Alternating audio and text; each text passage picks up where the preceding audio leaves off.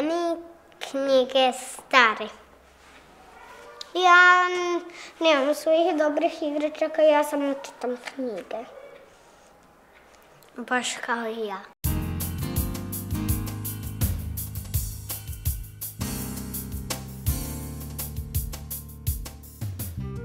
Još 1913. Maria Montessori, talijanska pedagoginja, liječnica i feministkinja, otvorila je prvu Montessori školu u Španjolskoj, a mi smo čak stoljeće kasnije posjetili jedan Montessori vrtić.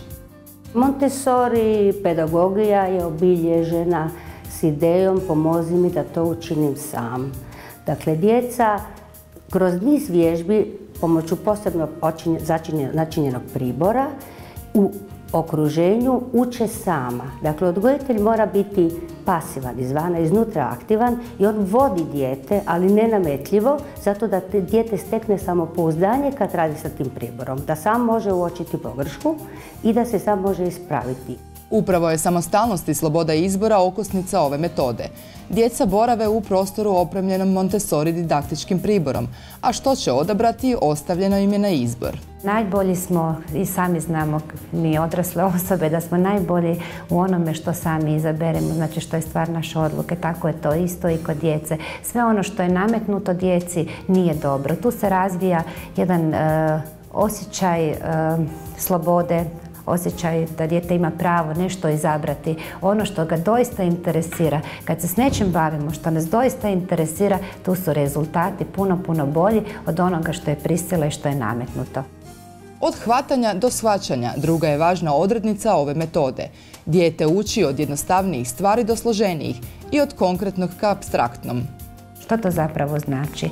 Dijete spoznaje pojam jedna perlica. Ono je doista imalo u ruci, konkretno opipalo. Dijete na taj način uči brojati sve do 1 desetice. Isto tako, svaki element ove desetice on prebrojava 1, 2, 3, 4, 5, 6, 7, 8, 9, 10.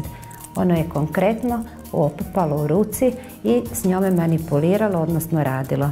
Nakon što je izgradio pojam te 1 desetice, 10 takvih desetica dijete prebrojava 1, 2, 3, 4, 5, 6, 7, 8, 9, 10. 10 stotica ili 10 pločica, kako bi reklo dijete, zapravo čini 1 tisućicu.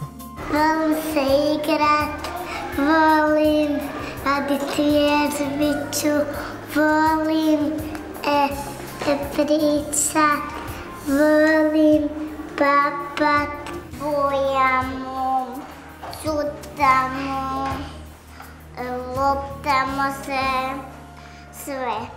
U Montessori vrtiću grupe su mješovite, od 2. godine do polaska u školu. Tako manja djeca uče od većih, a veći utvrđuju naučeno pomažući mlađima. Kada je Laura krenula u jaslice, mama Tea odlučila se za Montessori. Ona je krenula dok je bila jako mala, negdje sa 6 mjeseci i jako mi se zapravo svidio i pristup teta u vrtiću, zato što su jako pomogli u toj fazi adaptacije. Znači, ide već 2 godine i jako smo zadovoljni sa tetama, ima jako puno teta, nije također svega 13 djece, tako da smo jako zadovoljni s vrtićem.